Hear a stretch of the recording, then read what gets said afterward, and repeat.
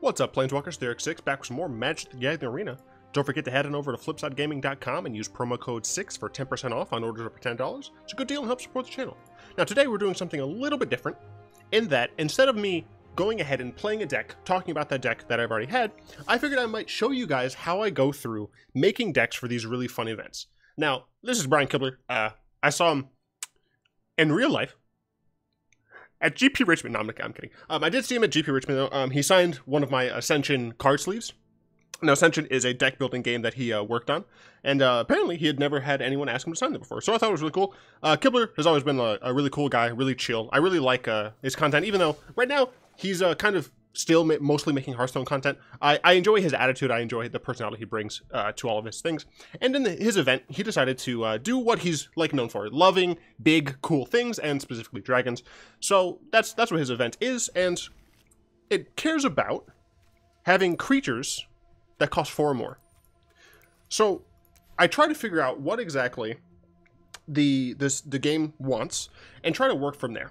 Now I should say, I should have technically said this earlier, but if you don't care about seeing how I put decks together and whatnot, you can find links to the timestamps in the description to jump you to the games. So what I figured was, we have to care about creatures that cost 4 or more. Obviously, that's not the only thing that's going to be in the deck, but that's what we're mainly looking for, because that's what we get rewarded for doing.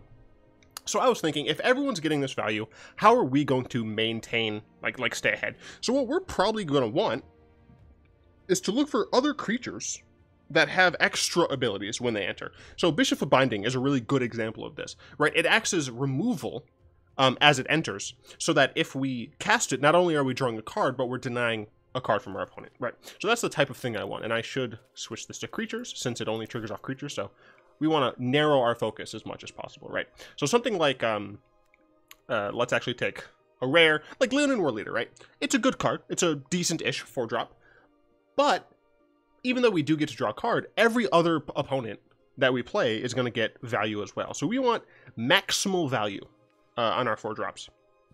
And typically what that means is, ETB triggers, death triggers, things like that. I'm just scrolling through here. I'm just looking for some interesting enters battlefield triggers, things like that I might want to use. Dream Eater is a decent example, but, not seeing a ton in blue. Didn't see a ton in white. In black, Chupacabra is a great one, right? So Chupacabra, very similar to the first card we looked at. This destroys a creature and gives us value. Twilight Prophet doesn't do anything when she enters or when she leaves, which she has a really interesting ability, so that's something we could look out for. Not a ton in black. I think Vampire Sovereign's probably decent enough. She has not a great body, being just a 3/4, but the fact that she does drain is nice. So a little bit of stuff in black. Bells and Luck I think is suicidal in this format, potentially, because of how many cards we're going to want to play at that CMC. Let's see, red. Rekindling Phoenix I like, because it's hard to deal with, so we get to draw a card and it's hard to deal with. Ferox is okay. I'm not in love with Ferox. Demanding Dragon's great. I think Demanding Dragon's a really strong one, because it's either 5 straight damage, or target player sacrifice a creature. So that's good. Siege King Commander is also decent, because it comes with a lot of bodies. Avatar's great. Etali is probably just strong, because of the fact that everyone's going to be running a lot of, big things. So that's something we might want to look out for. And I do know red has Sarkhan's Unsealing. Which I will showcase in a bit. This just gives you even more draw, but I don't think you want something so small. Ooh, now this is a good one. So Goreclaw, I think, is actually really strong. She's for herself, so we'll draw a card with her, and she makes our other 4-drops easier to cast and better because they gain trample. I think we're solidly in green. Ferox is great. Ripjaw Raptor's probably fine. Vinemare, I think, is actually relatively weak in this format because so many things are going to be large. Allosaurus might be good. I'm not entirely sure. Yeah, okay, so green obviously makes a lot of sense. Even Tendershoe Dryad might be strong because of the fact that the biggest problem with Tendershoe Dryad is you have to wait and accrue value.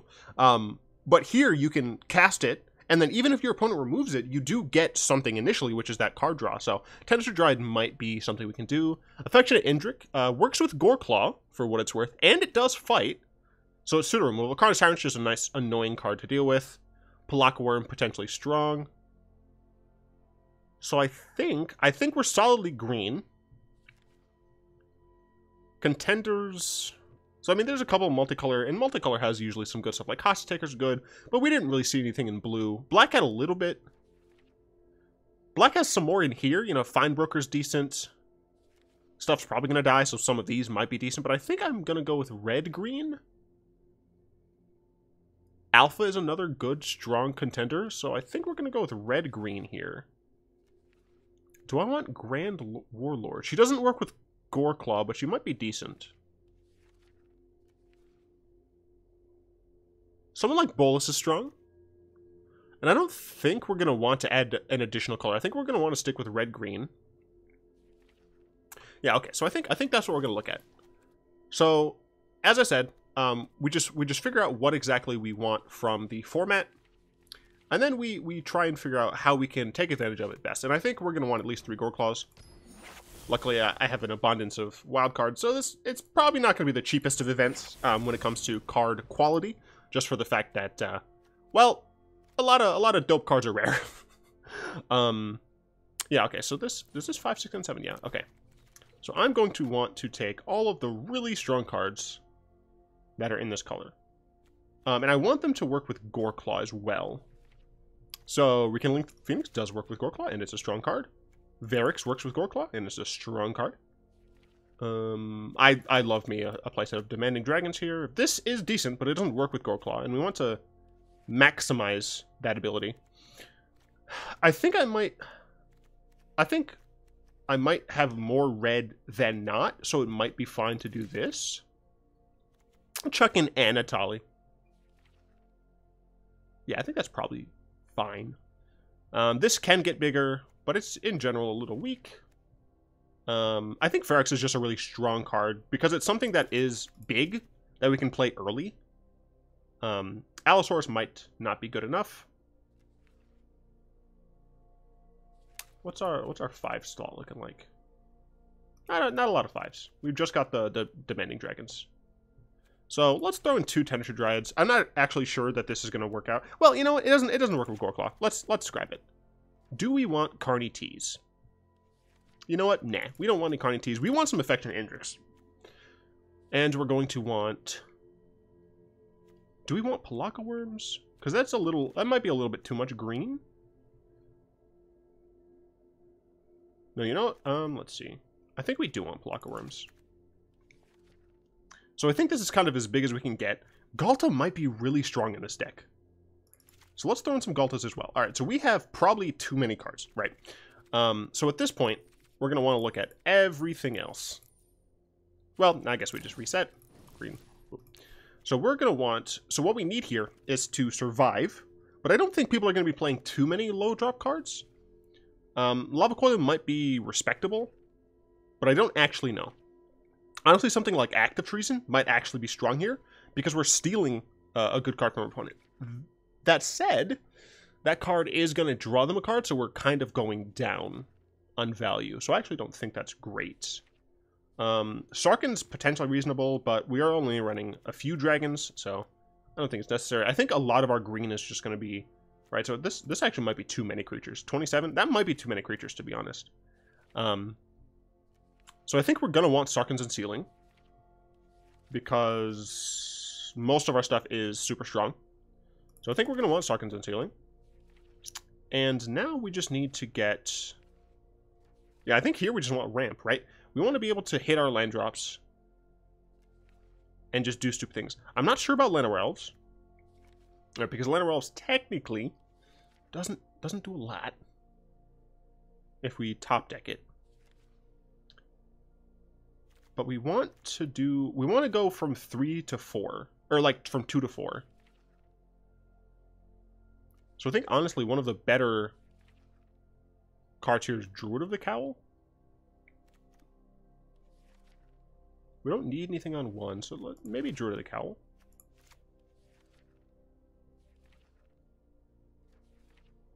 Rabid Bite is like possible, but I would rather just, you know, draw cards.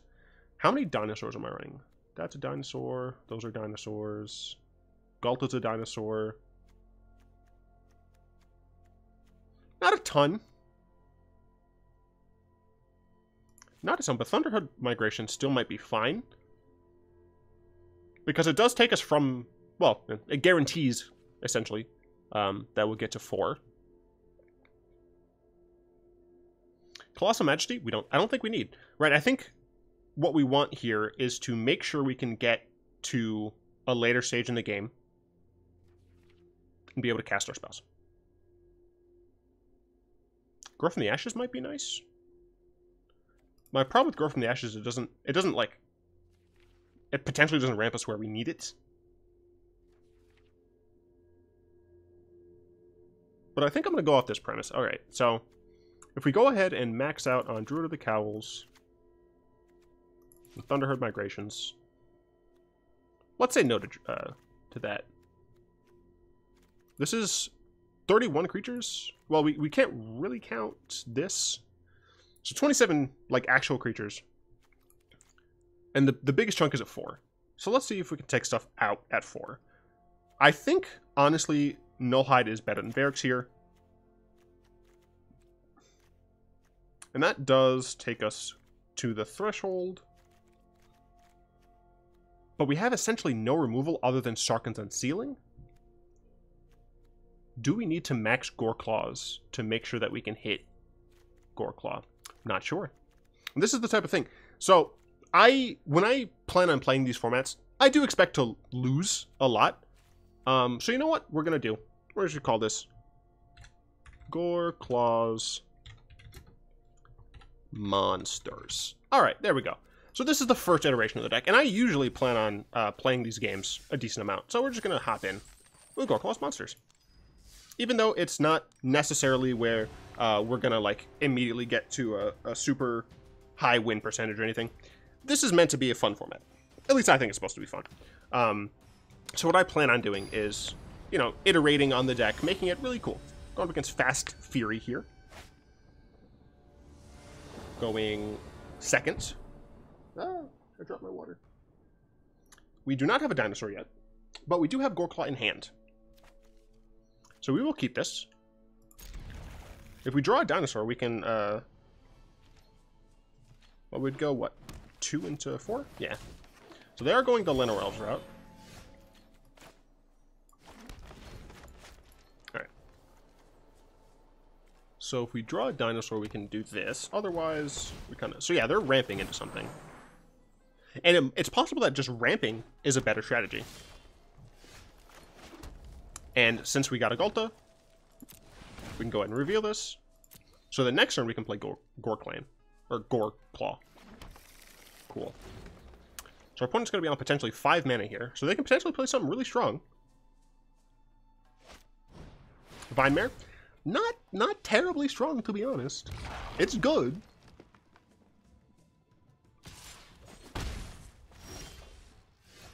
Alright, so we're going to go ahead and Goreclaw. Hopefully Goreclaw lives. One of the things I am a little worried about from this deck is Rabid Bite.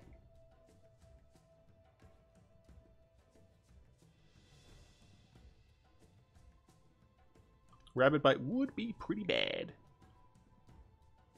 So next turn will be on 5 mana. This costs 3. This also costs 3, so we can't play both. Darn Rabid Bite anyway. So we're going to be able to play Demanding Dragon at least. Or we can Affectionate Indrik and kill Vine Mare, but I think Demanding Dragon might just be better. Because it does force them to get rid of something.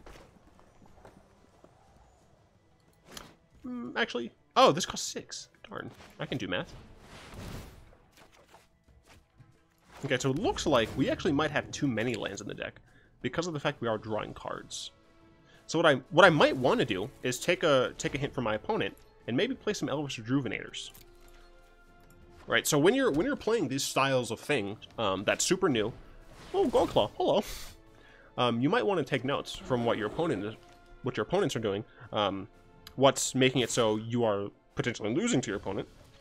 We'll block. We are on the back foot, but we can go ahead and Affectionate Indrik here.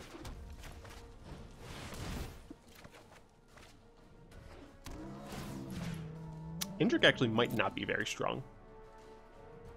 It does work with the deck, but it is a little costly. Yeah, we are drawing a lot of lands, so it's possible that we just have more lands than we need. That's strong. Sarkhan's Unsealing is probably too slow, unfortunately. I think that we have to kill Lanarelf here. And block. The reason I say this is, this looks like it's just a slightly modified version of Mono Green. And Mono Green usually runs the Blanchwood armor. Vigilant Baloth, sure.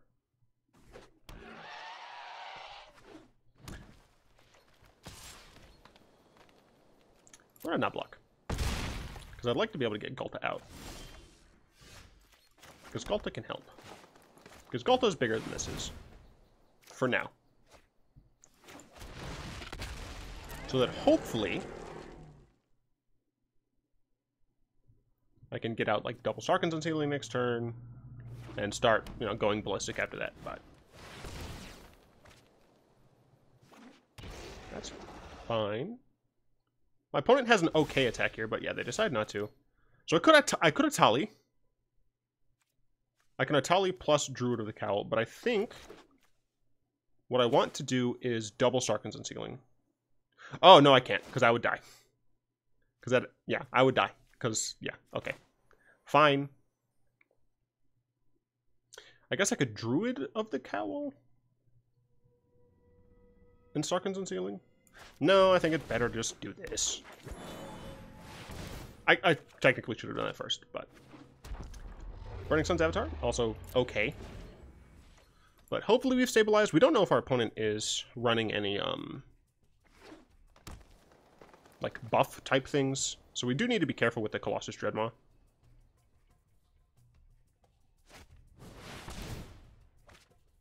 Alright, looks like they kicked Baloth Gorger. Yeah, they're just going straight green, and it's doing well.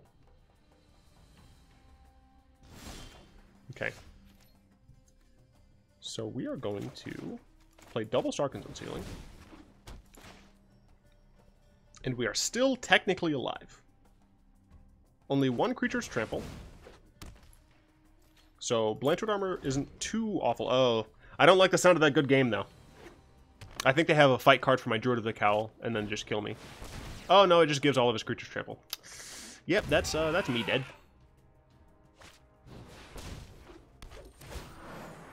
I don't think there's any situation where I can take less than 2 damage. Part of this is definitely because I went second. You know, things like that, things like going second are definitely harder to deal with in these situations, but yeah. Yeah, no, and I still take too much damage. Darn.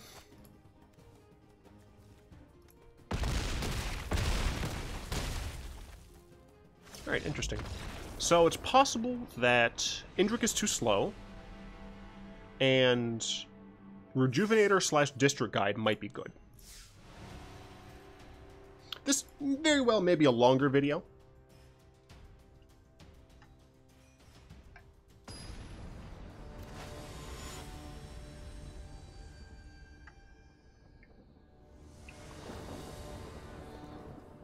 This I can't really keep. 2 Ghaltas. No green. This is better, I suppose. No. Thank you. We have 3 Goreclaws, and all of them are opening hand for some reason. Oh, interesting. You can hide these. We are going first, but we have no ramp. I assume pretty much everyone's playing at least green in this format. I mean, this really is like green the format. So we can, for what it's worth, play Goreclaw on curve, but don't have much else. Green-white, all right, so this is different. I'm not gonna lie, I did not expect that. I probably will Sarkhan's Unsealing first. Hopefully this doesn't get too out of control. I guess it depends on what they play. I might need to Goreclaw first. But if I'm able to get down to Sarkhan's Unsealing quickly, that's very helpful. Well, that's a little horrifying. But I think I still want to Unsealing first. Unsealing might just be too slow for this format, which sounds really strange. If I Goreclawed, this would cost 2 less, which means it would cost 5 instead of 7. So I could Goreclaw into Pelakka Wurm, but I'm greedy, so Sarkhan's Unsealing. And the greed definitely could get to me, but it's very strange that my opponent's choosing to play these types of cards.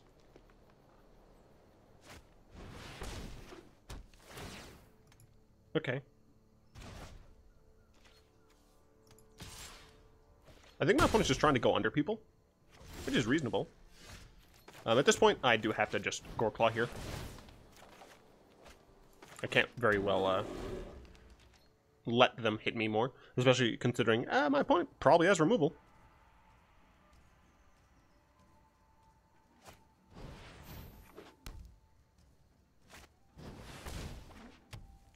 Alright, cool. That is good for me.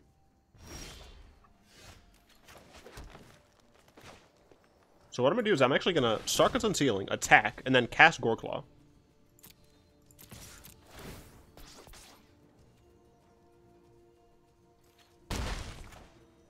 Obviously, if you blocked, I wouldn't be able to cast Goreclaw, but it wouldn't have been an issue because it would have died, and the plan is to kill it. And then I choose Legendary when I keep. Alright. Alright, cool. So now we have Pelakka Wurm. So, theoretically, we should be in a really good spot. Sure. At this point, we don't plan on letting them have too many things, because Sarkhan's Unsealing should be able to just destroy everything they love. And Pelakka Wurm is going to help me stay in the game in terms of life. Probably should have left double something open, but... yeah, it looks like we might actually just have too many lands in the deck. So I think what we might want to do is increase the amount of ramp we have, but slightly decrease the amount of lands that we have. So I think, like, Llanowar Elves, District Guides, cut Druid of the Cowl, but perhaps?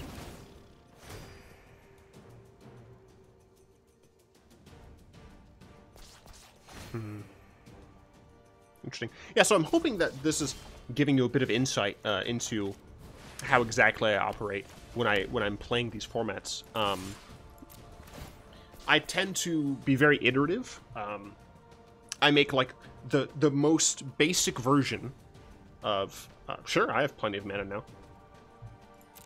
I make like the most basic version of what exactly I want in the deck, and then, you know, I see what works, I see what doesn't from actually playing it. And I think that's one of the most important parts. Now, of course, unfortunately, this is like a paid event, so there is a little bit of an inability for people to do that. Ginger Wild? Interesting. But, you know, one of the first things we notice is that Affection Indrik probably costs too much.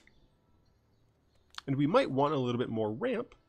Burning Sun's Avatar we might not be able to play triple green, triple red cards in the same deck. You know, those are things that we have to pay attention to. This is not a better hand. Our opponent also mulligan to 5. We're right there with you, opponent. We're going to mulligan 5 too. We have Goreclaw. We have 3 lands. We're keeping this one. Our opponent looks like they're satisfied as well. And they're starting off, I believe. That's got to go. Don't have double red. Alright. So, we don't have the ability to Thunderherd Migration on turn 2. Alright, opponent's playing Druid of the Cowl. We are just going to pass the turn. Next turn we can Thunderherd Migration, but we might just lose anyway. Does our opponent have a good 4-drop? They have a 4-drop. To be fair, we could just die to this.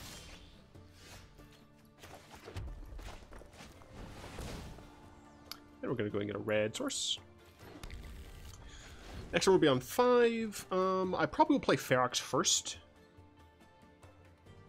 If we draw a different 5-drop, we might play that, because we can Goreclaw into Nullhide Ferox on turn 6 if we get a 6th land. Opponent attacking with both, honestly, good sign. Means they're less likely to have a follow-up. Cool, cool. No follow-up. Ooh, I really like the idea of being greedy, so I'm going to. And if we draw another lands, since we're playing all untapped lands, we can Goreclaw into Nullhide Ferox. But regardless, we're going to at least be able to kill a Bristling Boar. And then chump block a Gigantosaurus. So, a little scary. Thunderherd is not good enough here. Goreclaw. No, I think it would just have to Goreclaw, kill the Bristling Boar. Yeah, Goreclaw. Oh, you know what? I should have played Ferox, I think.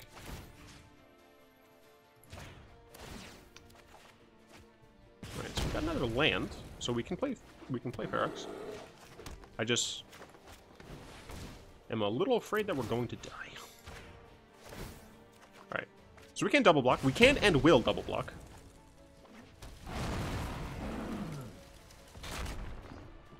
Utterly hideous. Are we dead?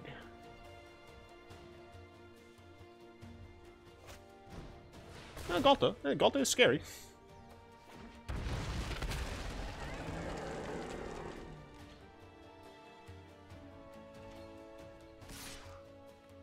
So if I double block that, I'm kind of screwed.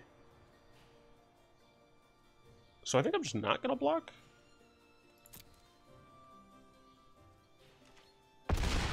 I mean, we're playing a dangerous game, but we do have Pelakka Wurm to help us.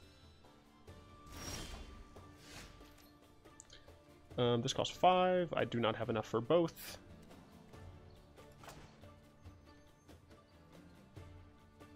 Yeah.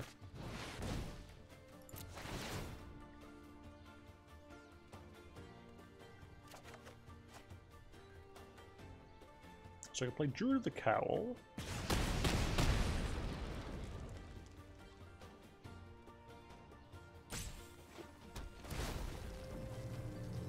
So theoretically, we shouldn't die to Ghalta. Because I can chump Gigantosaurus with Druid of the Cowl, and I can double block Ghalta with Pelakka Wurm and Nullhide Ferox.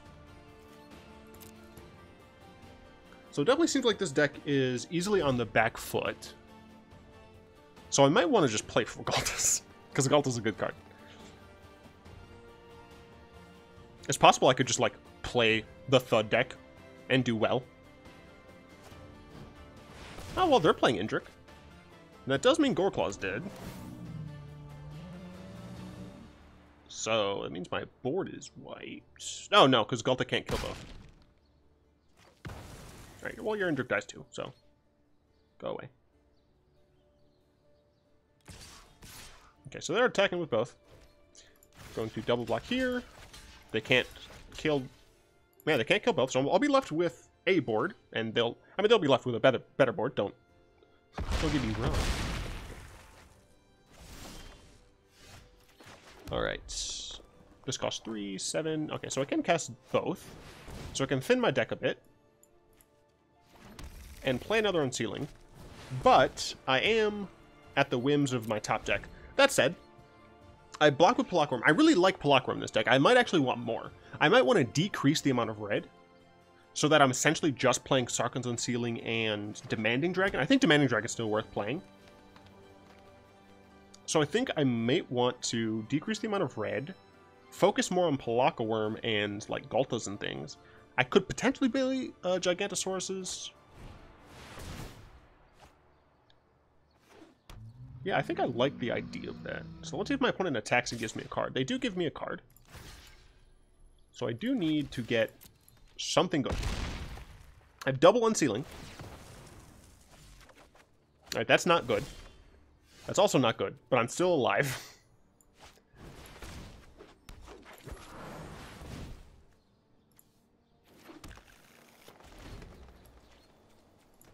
So I'm down to 4 because the top of my library does not like me.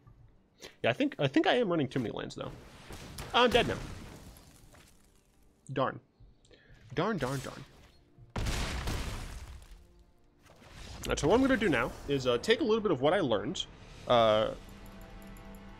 change the deck, and give it a little bit of a go. Boop and boop. Can I get that card? Thank you. So yeah, we did lose gold there. So now what I usually do is I clone the deck because I want to make sure I save those changes. Okay, so I think we're running a little bit too much red. I think we're running too much red. I think this is probably fine. I think we're killing things we don't necessarily need. I think I want to take Indrik down a little, and I think I want to up these two. I want to add in more early game ramp. I still don't know if I love Llanowar Elves, and I'm not sure I love Thunderherd Migration. I think it might actually... It gets us from 2 to 4, though. That's why I do like it, and we're upping the Ghalta count. We did take the dinosaur count down, though. Are there other dinosaurs I might want to be playing? There's Gigantosaurus.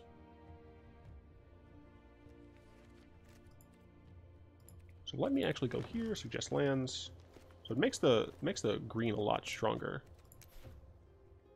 Beast dinosaur.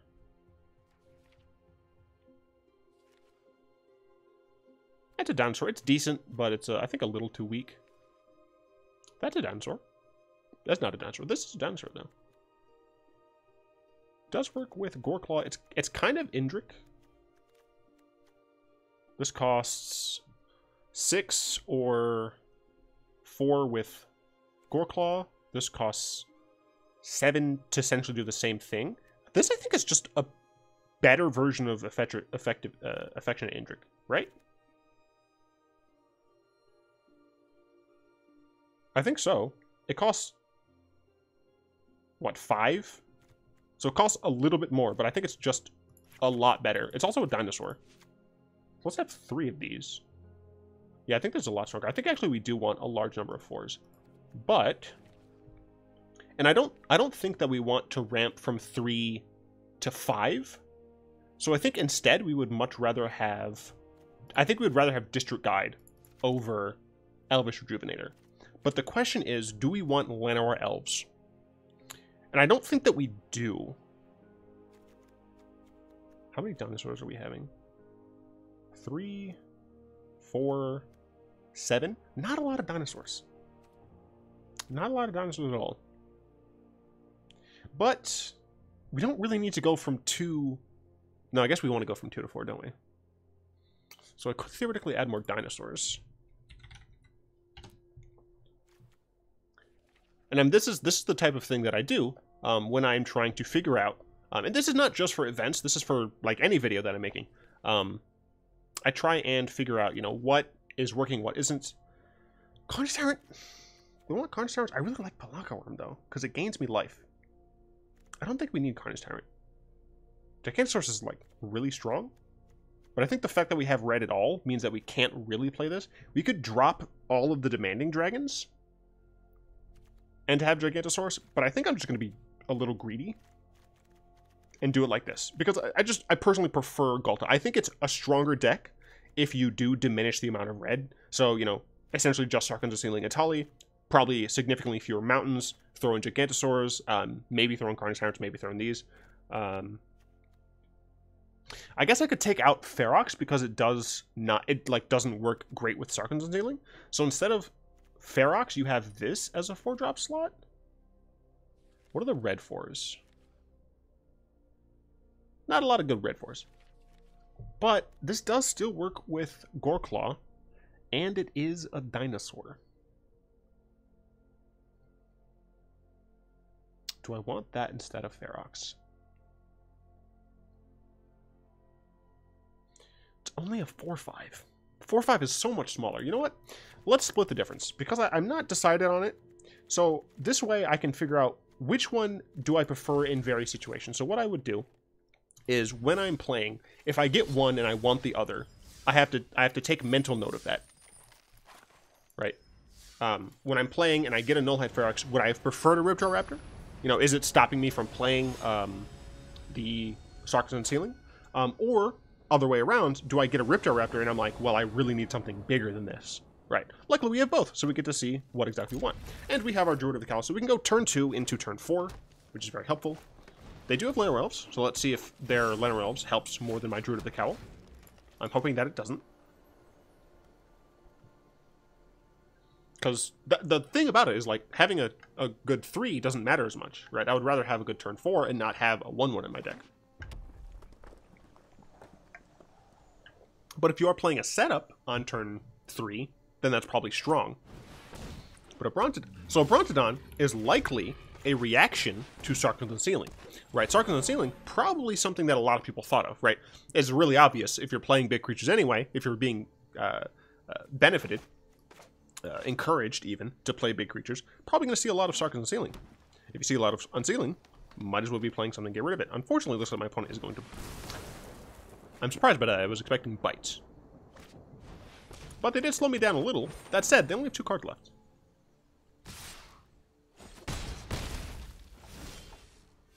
That is not Unsealing, but my opponent has Thrashing Bronodon. So I'll likely play the Ferox down first, because it's nice and big. It's bigger than anything my opponent has right now.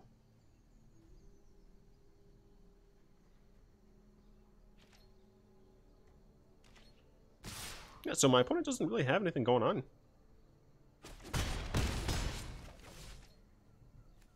Nullhide Ferox, for what it's worth, is also a little bit more difficult to deal with.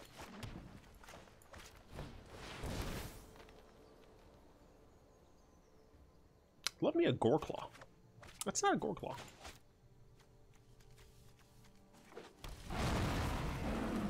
So this costs 6. Next turn we play this.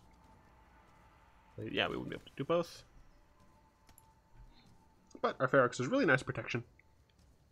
They only have 2 force, so Blind Toward Armor would only make this a 5/6. If they play another force, that makes it 6/7. So that is something you have to watch out for. The Land Elves. I mean, this is kind of the reason I don't like the elves. They're just like derpy little 1/1s.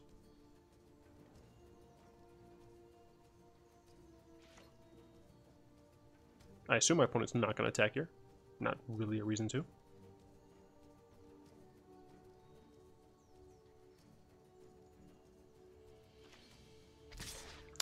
Interesting decision. I'm definitely going to block. So my opponent could definitely have some form of... I mean, they have something, right? They don't make this attack without having it. But I'm kind of hoping that the Bronodon dies so that I can play Sarkhan's Unsealing. And I do have a backup creature, so I'm not worried necessarily about my Nullhide Ferox dying here. What I'm hoping that they have is get rid of my Hexproof. Wow, they had nothing. Interesting. I mean, that means I can't Sarkhan's Unsealing, but I can still just play my Ripjaw Raptor and draw a card. And next turn, I can Sarkhan's Unsealing by just paying for it with Nullhide Ferox, because I'll be at 6 mana. So, yeah, I'm just going to attack now. Oh, I didn't lower my land count, did I? That was an oopsies. I don't think I dropped my lands. That is something you have to keep in mind. And I would usually, typically, do a large amount of this. I would play it for... I think I practice for like... I think the average amount I practice is like an hour before I decide to start recording, and sometimes... do I want to just like Sarkhan's Unsealing? Because my opponent is really close to dead. Yeah, sometimes it's 30 minutes depending on whether or not like I've played the deck before. Sometimes it's an hour. Sometimes it's, I've practiced for 2 hours when the game is just like hated me. I want to play damn Sarkhan's Unsealing. All right. They could just play another Bronodon and blow up my Sarkhan's Unsealing, but gosh darn it, I like this card.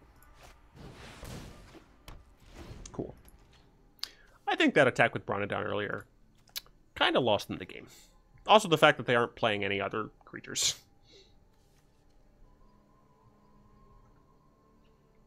Very, very interesting. Oh, also, I really want to thank everyone who's been loving the videos recently. It's been great to see your guys' enjoyment of the wacky decks. It's also been a great deal of fun playing the decks on stream, because like it gives me a little bit of insight into what I'm trying to do anyway. It's kind of like early game practice, which is very nice. So like the Thud deck I had a little bit of time with already. So I do hope, and we're gonna go and show this. I didn't actually change any lands, did I? No, I didn't. So I should have cut down like a mountain or two. But I hope that this gave you a bit of an idea of how I go through making decks. I try and figure out what exactly it is, the core of what I'm doing. And for this specific game mode, the core was play big creatures. So I thought, okay, what helps me play big creatures and what benefits me from playing big creatures? Goreclaw helps me play big creatures, right? Ramping a little bit helps me play big creatures. What benefits me playing big creatures? Sarkhan's Unsealing does. Ghalta does. Technically, Etali does as well, because I get the top of my deck as well. So even if my opponent has, I've whiffed from, I can get something good from me. So I think this is a decent-ish start if you guys are looking to play in this format. Another type of deck that I thought might be good is like value with black. So that was kind of what I showed you earlier with the Golgari stuff. So, you have things like Golgari Finebroker, and then in black you have Chupacabra, and then you can play some of the demons that are over in 5 mana, those types of things I think would be interesting. I just don't know if it'd be very good with the fact that so many of these decks are just running like Sarkhan's Unsealing madness, that style of thing. So that's something that you guys can explore, something I might explore in a future video if you guys want to see it. But yeah, I hope this kind of gave you a good insight. It's not something I typically do, but I hope it helps. I'd like to thank my lovely patrons, especially Salamander and Zeraga, for their continued support. If you'd like to join them in supporting the channel, you'll find links to that in the description down below, along with a link to my Discord server. I really hope that you guys enjoyed not only the gameplay, but my explanation of how exactly I go about iterating upon a deck. If you did, go and tap that like button, add a subscription to your mana pool, and cast a comment in the comment section down below. And until next time, all will be one.